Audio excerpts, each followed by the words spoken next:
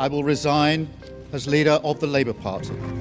We can't simply be treated, in effect, as second-class citizens. አልረጋ ያለው የእንግሊዝ ጠቅላይ ሚኒስትር ስልጣንና ስድስቱን ጠቅላይ ሚኒስትሮች ያገለገለው ድመት ጠቅላይ ሚኒስትር አንዲ በርንሃም ይሳካላቸው ይሆን? ከብላቴናው የአሁኑ የእንግሊዝ ጠቅላይ ሚኒስትር ማን ናቸው ሲል አንዱ ባለስልጣን የጃፓኑን ጠቅላይ ሚኒስትር ጠየቃቱ። ጠቅላይ ሚኒስትሩ ቀልደኛ መሆናቸውን የሚያውቁት የጠቅላይ ሚኒስትሩ ባልደረቦች ምላሻቸውን ለመስማት በጉጉት እያዩ ነበር። ይህንን የተረዱት የጃፓኑ ጠቅላይ ሚኒስትር እርግጠኛ ለመሆን የብሪታንያ የጠቅላይ ሚኒስትር ጽሕፈት ቤት ድረገጽን አይቼ እነግርሃለሁ፣ እኔን ከምትጠይቀኝ ላሪ የተባለውን ድመት ጠይቀው ሲሉ መልስ ሰጡ። ይህ ቀልድ አዘል ሽሙጥ የተነገረው ባለፉት ዓመታት ስድስቱም ሥልጣን የለቀቁ ጠቅላይ ሚኒስትሮች ከዳውኒንግ ስትሪት ሲሰናበቱ ላሪ የተባለው የጠቅላይ ሚኒስትሩ ቢሮና መኖሪያ ቤት የሚኖረው ድመት በአግራሞት ሰዎቹ ምን ሆነው ይሆን በፍጥነት የሚቀያየሩት የሚለውን ጥያቄ እየጠየቀ መሆን አለበት። በለንደን ዳውኒንግ ስትሪት ስር የሚኖረው ታዋቂው ድመት ላሪ በአሁኑ ጊዜ ከሰባተኛው የእንግሊዝ ጠቅላይ ሚኒስትር አንዲ በርንሃም ጋር አብሮ በመኖር ላይ ይገኛል።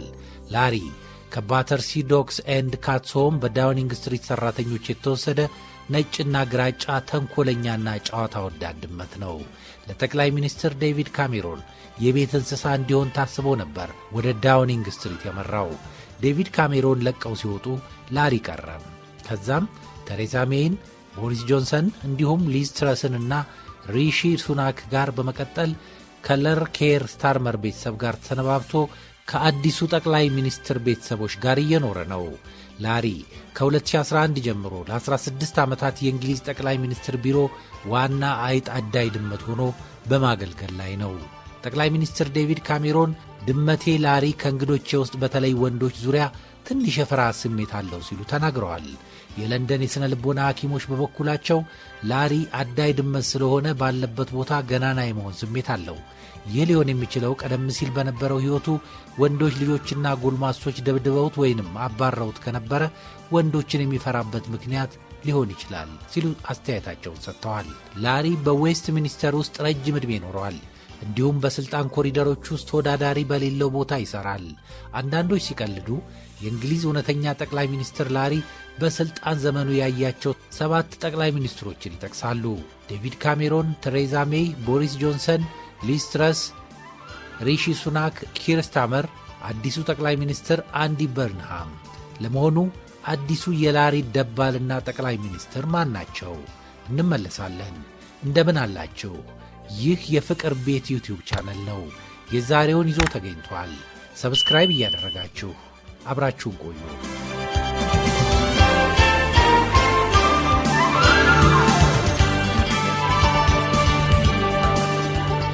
አንዲ በርንሃም ሙሉ ስማቸው አንድሪው ሙሬ በርንሃም ነው። ጁላይ 20 ቀን 2026 ጀምሮ የዩናይትድ ኪንግደም እንግሊዝ ጠቅላይ ሚኒስትርና የሌበር ፓርቲ መሪ ሆነው በማገልገል ላይ ያሉ ታዋቂ ፖለቲከኛ ናቸው። ከለንደን ውጭ ባላቸው ጠንካራ ድጋፍና ተሰሚነት የሰሜኑ ንጉሥ በሚል ቅጽል ስም ይታወቃሉ። ጃንዋሪ 7 1970 በሊቨርፑል አቅራቢያ በምትገኝ አይንትሪ በተባለች ስፍራ ተወለዱ። ያደጉት በቼሻየር መንደር ውስጥ ነው። በሠራተኛው መደብ የካቶሊክ ቤተሰብ ውስጥ ነው ያደጉት። አባታቸው ቴክኒሻን፣ እናታቸው ደግሞ የሕክምና ረዳት ነበሩ። በትውልድ አካባቢያቸው በሚገኙ የመንግሥት የካቶሊክ ትምህርት ቤቶች ከተማሩ በኋላ በታዋቂው የካምብሪጅ ዩኒቨርሲቲ በእንግሊዝኛ ሥነ ጽሑፍ የመጀመሪያ ዲግሪያቸውን አግኝተዋል። በ1980ዎቹ አጋማሽ በነበረው የማዕድን ሠራተኞች አድማ ተነሳስተው በ14 ዓመታቸው የሌበር ፓርቲን ተቀላቀሉ። በ2001 የሌ አካባቢን በመወከል ለመጀመሪያ ጊዜ የፓርላማ አባል ሆነው ተመረጡ። በቶኒ ብሌር እና በጎርደን ብራውን የሌበር መንግሥታት ውስጥ በተለያዩ ከፍተኛ የኃላፊነት ቦታዎች ላይ ሰርተዋል። ከእነዚህም መካከል የባህል ሚዲያና ስፖርት ሚኒስትር ከ2008 እስከ 2009 እንዲሁም የጤና ጥበቃ ሚኒስትር ከ2009 እስከ 2010 ሆኖ አገልግለዋል። በ2010 እና በ2015 የሌበር ፓርቲ መሪ ለመሆን ተወዳድረው ሳይሳካላቸው ቀረ። በ2015 በጄረሚ ኮርቢን ተሸንፈዋል። ለንደን ተኮር ከሆነው የዌስት ሚኒስተር የፖለቲካ በመውጣት በ2017 የታላቋ ማንቸስተር ግሬተር ማንቸስተር የመጀመሪያው ተመራጭ ከንቲባ ሆኑ። በ2021 እና 2024 በከፍተኛ ድምፅ ብልጫ ድጋሚ ተመረጡ። የከተማዋን የአውቶቡስ የትራንስፖርት ትስስር በሕዝብ ቁጥጥር ስር በማድረግ ቤት አልባነትን ለመቀነስ በመስራትና የኮቪድ-19 ወረርሽኝ ወቅት ለቀጠናው ተገቢውን የፋይናንስ ድጋፍ ለማስከበር ከለንደን ማዕከላዊ መንግሥት ጋር በጽኑ በመሟገት ከፍተኛ ሕዝባዊ ተወዳጅነትን አግኝተዋል። በሰኔ 2026 ሜከርፊልድን በመወከል በድጋሚ ወደ ፓርላማ ተመለሱ። የቀድሞ ጠቅላይ ሚኒስትር ኪር ስታመር ከሥልጣን መልቀቃቸውን ተከትሎ አንዲ በርንሃም የሌበር ፓርቲ መሪነት ያለምንም ተቀናቃኝ በከፍተኛ የፓርላማ አባላት ድጋፍ ተረክበዋል። በመሆኑም ሐምሌ 20 ቀን 2026 ከንጉሥ ቻርልስ ሳሊሳይ ጋር በመገናኘት የሀገሪቱ ጠቅላይ ሚኒስትር ሆነው በይፋ ተሾሙ። ባለትዳርና የሦስት ልጆች አባት ናቸው። የኤቨርተን እግር ኳስ ክለብ ደጋፊ ሲሆኑ በትርፍ ጊዜያቸው በሙዚቃ ዲጄነት መዝናናት ያዘወትራሉ። አዲሱ የእንግሊዝ ጠቅላይ ሚኒስትር አንዲ በርንሃም አብዮተኛ፣ ግራ ዘመም ወይንም ሶሻሊስት እንጂ ወግ አጥባቂ ወይንም ኮንሰርቫቲቭ አይደሉም። እሳቸው የራሳቸውን የፖለቲካ አቋም ሶሻሊስትና ሶሻል ዲሞክራት ብለው የሚገልጹ ሲሆን የሚመሩትም የሀገሪቱን የግራ ዘመም የሌበር ሰራተኞች ፓርቲ ነው። የሕዝብ አገልግሎቶችን ወደ መንግሥት መመለስ እንደ ትራንስፖርት፣ አውቶቡስና ባቡር እንዲሁም የኃይል አቅርቦት ያሉ መሠረታዊ የሕዝብ አገልግሎቶች በግል ባለ ሀብቶች ከሚያዙ ይልቅ በመንግሥት ቁጥጥር ስር ሆነው ለሕዝብ በርካሽ መቅረብ እንዳለባቸው በጽኑ ያምናሉ። በማንቸስተር ከንቲባ በነበሩበት ወቅትም የአውቶቡስ ትራንስፖርትን ወደ ሕዝብ እጅ መልሰዋል። ሥልጣንና የኢኮኖሚ ጥንካሬ ለንደን ላይ ብቻ እንዳይከማች ወደ ተለያዩ የሀገሪቱ ክልሎች በተለይ ወደ ሰሜኑ የእንግሊዝ ክፍል መከፋፈል አለበት የሚል ማንቸስተሪዝም የተባለ አዲስ የፖለቲካና የኢኮኖሚ ሞዴል ይዘው መጥተዋል። በፖሊሲዎቻቸው ላይ ሁልጊዜም ትኩረት የሚያደርጉት በዝቅተኛውና በሰራተኛው የህብረተሰብ ክፍል ላይ በመሆኑ ከቀኝ ዘመሙ ወግ አጥባቂ ፓርቲ አስተሳሰብ ፍጹም ተቃራኒ ናቸው። የቀድሞ የሌበር ፓርቲ መሪ ኪር ስታመር የበለጠ መካከለኛ አቋም የነበራቸው ሲሆን አንዲ በርንሃም ግን ወደ ግራ ያዘነበርና ስር ነቀል ለውጦችን የ40 ዓመታትን የኢኮኖሚ አካሄድ የሚቀይር ለማምጣት የሚሰሩ ጠንካራ ፖለቲከኛ ናቸው።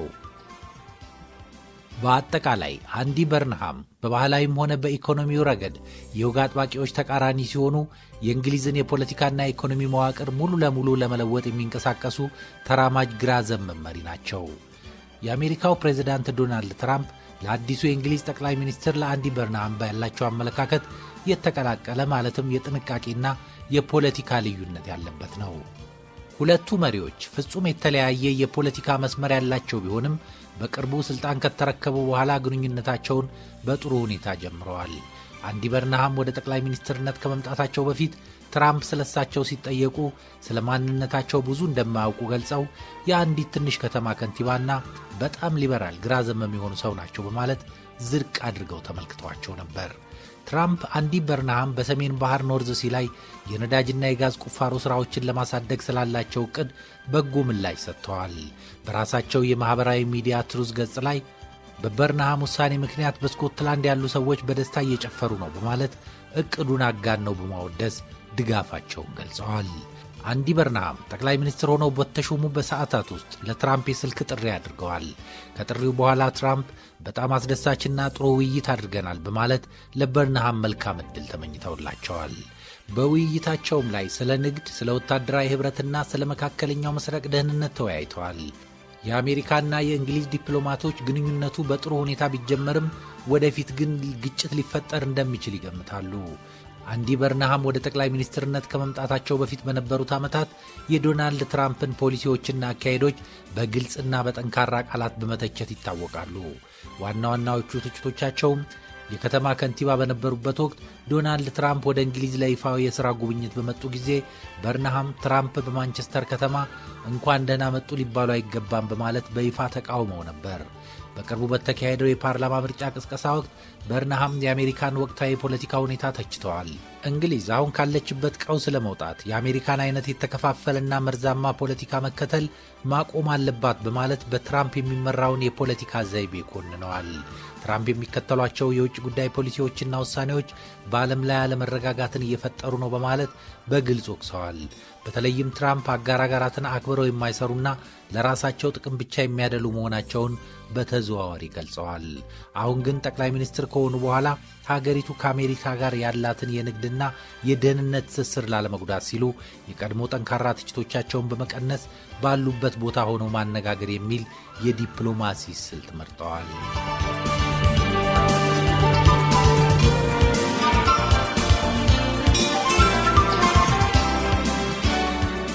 አዲሱ የዩናይትድ ኪንግደም የውጭ ጉዳይ ሚኒስትር ኢድ ሚሊባንድ በሀገሪቱ ፖለቲካ ውስጥ ረጅም ዓመታት ያስቆጠሩና ከፍተኛ ቦታዎችን የያዙ አንጋፋ ሰው ናቸው። ወደ አሁኑ የውጭ ጉዳይ ሚኒስትርነት ከመምጣታቸው በፊት የነበሩባቸው ዋና ዋና የኃላፊነት ቦታዎችም በቅርቡ በኪር ስታመር የሌበር መንግስት ውስጥ የሀገሪቱ የኢነርጂ ደህንነትና የተጣራ ዜሮ ልቀት ኢነርጂ ሴኪሪቲ ኤንድ ኔት ዜሮ ሚኒስትር ሆነው አገልግለዋል። በዚህ ዘመናቸው እንግሊዝ ለአካባቢ ጥበቃ የምታደርገውን አረንጓዴ የኢነርጂ ኢንቨስትመንት በማሳደግ ረገድ ትልቅ ስም አትርፈዋል። ኤድ ሚሊባንድ ከ2010 እስከ 2015 ድረስ የመላው የሌበር ፓርቲ ዋና መሪ በመሆን ፓርቲውን በግንባር ቀደምትነት መርተዋል። በ2015 በተካሄደው የሀገር አቀፍ ምርጫ የወግ አጥባቂ ፓርቲ መሪ ዴቪድ ካሜሮን ከተሸነፉ በኋላ ከፓርቲው መሪነታቸው በገዛ ፈቃዳቸው ለቀዋል። የሚገርመው በ2010 የፓርቲው መሪ ለመሆን በተደረገው ውድድር የገዛ ወንድማቸውን ዴቪድ ሚሊባንድን የአሁኑን ጠቅላይ ሚኒስትር አንዲ በርንሃምን አሸንፈው ነው ወደ መሪነት የመጡት። በ2005 ለመጀመሪያ ጊዜ ነው የፓርላማ አባል ሆነው የተመረጡት። የቀድሞ ጠቅላይ ሚኒስትር ጎርደን ብራውን በነበሩበት ወቅት የካቢኔ አባል በመሆን የኢነርጂና የአየር ንብረት ለውጥ ሚኒስትር ሆነው ለመጀመሪያ ጊዜ በሚኒስትርነት አገልግለዋል። በአጠቃላይ ኤድ ሚሊባንድ ከዚህ ቀደም የፓርቲ መሪና የሀገሪቱ የኢነርጂ ሚኒስትር የነበሩ ሲሆን አሁን ደግሞ በጠቅላይ ሚኒስትር አንዲ በርንሃም አዲስ ካቢኔ ውስጥ የውጭ ጉዳይ ሚኒስትር ሆነው ተሾመዋል። ብሪታንያ ከአውሮፓ ህብረት የወጣችበት ብሬግዚት የተሰኘው ውሳኔ ህዝብ ከተካሄደ በኋላ ለ10 ዓመታት ታላቂቷ ሀገር በመሪ ጦት ቀውስ ውስጥ ስትዳክር ነው የቆየችው። ለዚህ ተጠያቂዎቹ ደግሞ ወግ አጥባቂ የእንግሊዝ ፖለቲከኞች ናቸው እያሉ ነው። ባለፉት 10 ዓመታት ውስጥ እንግሊዝ 6 ጠቅላይ ሚኒስትሮች ተፈራርቀውባታል።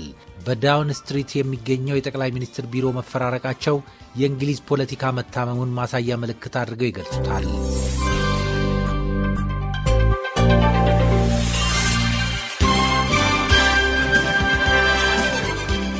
ለመሆኑ ከሳምንት በፊት ከስልጣን የተሰናበቱት ሰር ኪር ስታመር ማን ናቸው? ሰር ኪር ስታመር መስከረም 2 ቀን 1962 በለንደን ተወለዱ። ለወላጆቻቸው ሁለተኛ ልጅ ናቸው። ያደጉት በሱሬ ግዛት ውስጥ ነው። ዝቅተኛ ገቢ ባለው የሰራተኛ መደብ ቤተሰብ ውስጥ ያደጉት ኪር ስታመር አባታቸው የፋብሪካ ሰራተኛ፣ እናታቸው ደግሞ ነርስ ነበሩ። ወላጆቻቸው ኪር ብለው ስም ያወጡላቸው የታዋቂውን የሌበር ፓርቲ መስራች ኪር ሃርዲን ለመዘከር ነው። በ11 ዓመታቸው በሌድ ሃይድ ግራመር ትምህርት ቤት በመግባት የአንደኛ ደረጃ ትምህርታቸውን ያጠናቀቁት ኪር ስታመር ገና በ16 ዓመታቸው የሌበር ፓርቲ ሶሻሊስት ክለብ አባል ሆኑ። በትምህርት ቤት ቆይታቸው የድራማ የክርክር ክበቦች አባልና ንቁ ተሳታፊ የነበሩት ኪር ስታመር ልዩ የሙዚቃ ፍቅር ነበራቸው። ፍሉት፣ ፒያኖ፣ ቫዮሊንና አኮርዲዮን መጫወት ያዘወትራሉ። የሁለተኛ ደረጃ ትምህርታቸውን ካጠናቀቁ በኋላ በሊድስ ዩኒቨርሲቲ የመጀመሪያ ዲግሪያቸውን በሕግ አግኝተዋል። በመቀጠልም በኦክስፎርድ ዩኒቨርሲቲ የድኅረ ምረቃ ትምህርታቸውን አጠናቀቁ። በ1987 የጠበቃነት ፍቃድ ወሰዱ። በሰብአዊ መብት ጥበቃ ዙሪያ በማተኮር ለበርካታ ዓመታት በነጻነት ሞገቱ። በሕግ ሙያቸው ባሳዩት ከፍተኛ ብቃት በ2002 ኪንግስ ኩዊንስ ካውንስል የተሰኘው የክብር የሕግ ማዕረግ ተሰጣቸው። ከ2008 እስከ 2013 የእንግሊዝና ዌልስ የወንጀል ክስ አገልግሎት ዋና ዳይሬክተርና ዋና አቃቤ አገልግለዋል። በዚህ የሥራ ዘመናቸው በርካታ ከባድ የሽብርተኝነትና የሥርዓት ጥሰቶችን መርተዋል። በሕግና በፍትሕ ሥርዓቱ ላበረከቱት ከፍተኛ አስተዋጽኦ በ2014 በእንግሊዝ ንግሥት ኤልሳቤት ሰር የተሰኘውን የክብር ማዕረግ ተቀብለዋል። በ2015 ለአጠቃላይ ምርጫ ተወዳድረው የሆልቦርንና ሴንት ፓንክራስ ተወካይ በመሆን አሸንፈው የፓርላማ አባል ሆኑ። የሌበር ፓርቲ በጄርሚ ኮርቢ አመራር ስር እያለ ኪር ስታመር በፓርላማው የብሬግዚት ሻዶው ሚኒስትር በመሆን ከ2016 እስከ 2020 ለአራት ዓመታት እንግሊዝ ከአውሮፓ ኅብረት የምትወጣበትን ብሬግዚት ሂደት የሚከታተሉ የፓርቲው ዋና ሰው ወይንም ሻዶው ብሬግዚት ሴክሬታሪ ነበሩ።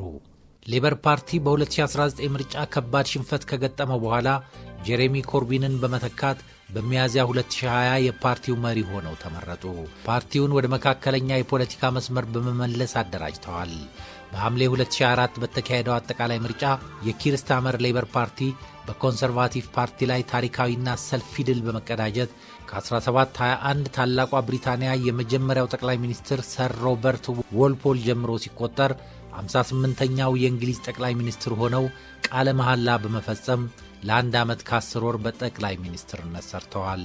ጠቅላይ ሚኒስትር ሰር ኪር ስታመር ከቪክቶሪያ አሌክሳንደር ጋር በ2007 ትዳር መስርተዋል። ባለቤታቸው ልክ እንደ ስታመር እናት በብሔራዊ የጤና አገልግሎት ውስጥ ትሰራለች። አንድ ወንድና አንዲት ሴት ልጅ ያሏቸው ኪር ስታመር ልጆቻቸውን ከሚዲያ እይታ ውጪ በጥንቃቄ ማሳደግን እንደሚመርጡ ሲናገሩ በተደጋጋሚ ይሰማሉ። ተሰናባቹ ጠቅላይ ሚኒስትር ሰር ኪር ስታመር በዩናይትድ ኪንግደም ታሪክ የጠቅላይ ሚኒስትርነቱን ስልጣን መያዝ የቻሉ 7ኛው የሌበር ፓርቲ መሪ ናቸው። በፖለቲካ ተቃዋሚዎቻቸው በመገናኛ ብዙሃንና አልፎ ተርፎም በገዛ ፓርቲያቸው ሌበር ፓርቲ አባላት ዘንድ በተለያዩ ምክንያቶች ይተቻሉ። ስታመር ፖለቲካዊ ጥቅምን ለማግኘት ሲሉ የአቋምና የፖሊሲ ለውጦችን በተደጋጋሚ ያደርጋሉ ተብለው ይተቻሉ። በ2020 የሌበር ፓርቲ መሪ ለመሆን ሲወዳደሩ የነጻ ትምህርት፣ የዩኒቨርሲቲ ክፍያ መቅረትና የትላልቅ አገልግሎቶች የውሃና ኤነርጂ ወደ መንግስት ይዞታነት መመለስን ቃል ገብተው ነበር። ሆኖም ስልጣን ከያዙ በኋላ እነዚህን ቃሎቻቸውን ሙሉ በሙሉ ሰርዘዋል። ይህም የማይታመኑ ፖለቲከኛ የሚያሰኛቸውን ስም አሰጥቷቸዋል። በሌበር ፓርቲ ውስጥ ያሉ የግራ ዘመም ሶሻሊስት አባላት ስታመርን ከዳተኛ አድርገው ያዩዋቸዋል። የብሪታንያን የኢኮኖሚ ቀውስና የኑሮ ውድነት ለመቅረፍ የወሰዷቸው የግብር አሰባሰብና የህዝብ አገልግሎት በጀት አጠቃቀም ፖሊሲዎች በንግዱ ማህበረሰብ ዘንድ ኢንቨስትመንትን የሚያዳክምና እድገትን የሚያቀጭጭ ተብሎ ይተቻል። በቅርብ ወራት ከዶናልድ ትራምፕ አስተዳደር ጋር የገቡበት የፖለቲካ ፍጥጫና የወሰዷቸው ውሳኔዎች ብሪታንያን ከዓለም አቀፍ አጋሮቿ የሚያገልና ብሔራዊ ጥቅሟን አደጋ ላይ የሚጥል ነው በሚል ከኮንሰርቫቲቭ ፓርቲ ከፍተኛ ትችት አስከትሎባቸዋል። የፍልስጤምን መንግስትነት ለመቀበል ያሳዩት አቋም በእስራኤል ደጋፊዎች ዘንድ ሽብርተኝነትን ማበረታታት ተብሎ ሲወቀስ፣ በሌላ በኩል ደግሞ ቀደም ሲል በጋዛ የተኩስ አቁም እንዲደረግ ፈጣን ውሳኔ ባለማሳየታቸው በሰብአዊ መብት ተሟጋቾች ዘንድ ተወቅሰዋል።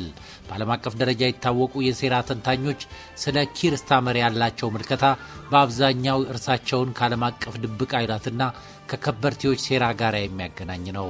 በተለይም ከቀኝ ክንፍ የሴራ ተንታኞችና ማህበራዊ ሚዲያዎች የሚሰነዘሩ የሴራ ትንተናዎች አሉ። ኪር ስታመርን የብሪታንያን ብሔራዊ ጥቅም አሳልፎ ለመስጠትና ሀገሪቱን በድብቅ ለሚመሩ ዓለም አቀፍ ተቋማት በቅጥረኝነት የሚሰራ ግሎባሊስት አድርገው የሴራ ተንታኞች ይከሷቸዋል። ይህንን ለማለት መነሻ የሆናቸውን ምክንያት ሲያብራሩ ስታመር ቀደም ሲል በ1950ዎቹና 60ዎቹ የዓለማችን ቁጥር 1 ቢሊዮነር በነበረው አሜሪካዊ ከበርቴ ዴቪድ ሮክፌለር የተመሰረተውና በዓለም አቀፍ ደረጃ ከፍተኛ ተጽዕኖ ያለው የትራይላተራል ኮሚሽን አባል ነበሩ የሚሉ ሴራ ተንታኞች ኪር ስታመር ዕድሜውን በሙሉ ለዓለም ባለጸጎች የሚታዘዝ ተላላኪ ነው የሚል ታሪክ ይለጥፉባቸዋል። ስታመር በስዊዘርላንድ ዳቮስ በሚካሄደው የወርልድ ኢኮኖሚ ፎረም ላይ መገኘታቸውን በመጥቀስ እርሳቸው ታላቁ ዳግም መዋቅር ግሬት ሪሴት የተሰኘውና የሰዎችን ነጻነት ለመገደብ የሚሰራው ምናባዊ የሴራ ዕቅድ አስፈጻሚ ናቸው ይላሉ። ስታመር በአንድ ወቅት ከዌስት ሚኒስትር ከብሪታንያ ፓርላማ ይልቅ ዳቮስን መርጣለው ማለታቸውን የሴራ ተንታኞቹ ሀገሪቱን ለውጭ ኃይላት አሳልፎ ለመስጠት የወሰነ ውሳኔ ማረጋገጫ ነው በማለት ይተረጉሙታል። ኪር ስታመር መንግስታቸው በቀድሞ የእንግሊዝ ጠቅላይ ሚኒስትር ቶኒ ብሌር እና የዓለማችን ቁጥር 1 ባለጸጎች በመላው ዓለም ተግባራዊ ሊያደርጉት የሚሽቱን በሀገር ውስጥ ደህንነት፣ በስደት ቁጥጥርና በዲጂታል መታወቂያ ዲጂታል አይዲ ዙሪያ የሚያወጧቸውን ፖሊሲዎች በእንግሊዝ ሕዝብ ላይ ተፈጻሚ ለማድረግ ይንቀሳቀሳሉ የሚል ክስ የሚሰነዝሩባቸው በሴራ ትንተና በመስጠት የሚታወቁ ተንታኞች የብሪታንያን ሕዝብ ሙሉ በሙሉ በቴክኖሎጂ ለመቆጣጠርና የሐሳብ ነጻነትን ለማፈን የታለመ የፖሊስ መንግስት ምስረታ ሂደት ለማስፈጸም ሲጣጣሩ ነው በስልጣን ላይ የቆዩት በማለት ይከሷቸዋል። በአጠቃላይ የሴራ ተንታኞች ኪር ስታመርን እንደ አንድ ገለልተኛ የብሪታንያ መሪ ሳይሆን የዓለምን የፖለቲካና የኢኮኖሚ ስርዓት በውል በማይታወቁ ድብቅ ኃይላት ኒው ወርልድ ኦርደር ለመጠቅለል የሚሰራ ስልታዊ መሳሪያ አድርገው ያቀርቡታል። ተሰናባቹን የዩናይትድ ኪንግደም ጠቅላይ ሚኒስትር ኪር ስታመር የተኩት አዲሱ ጠቅላይ ሚኒስትር አንዲ እንደ ኪር ስታመር ሳይሳካላቸው ከስልጣን ይለቁ ይሆን? ላሪስ 8ኛውን ጠቅላይ ሚኒስትር ተቀብሎ ያስተናግድ ይሆን? ብዙዎች የሚያነሱት ጥያቄ ነው። ለዛሬው ባለፉት 10 ዓመታት የእንግሊዝ ጠቅላይ ሚኒስትሮችን አጫጭር የስልጣን ዘመንና በሁሉም ጠቅላይ ሚኒስትሮች ለረዘመ ዕድሜ በዳውኒንግ ስትሪት ውስጥ የቆየውን ላሪ የተሰኘውን ድመት አስመልክተን የሰራነው በዚሁ ተጠናቀቀ። ከፍቅር ቤት ወቅታዊ ታሪካዊና ሌሎችንም መረጃዎች ለማግኘት ቻናላችንን ሰብስክራይብ አድርጉ። መረጃውን ያደረሱንን ብላቴናውን ከልብ እናመሰግናለን። ሰላም ቆዩ።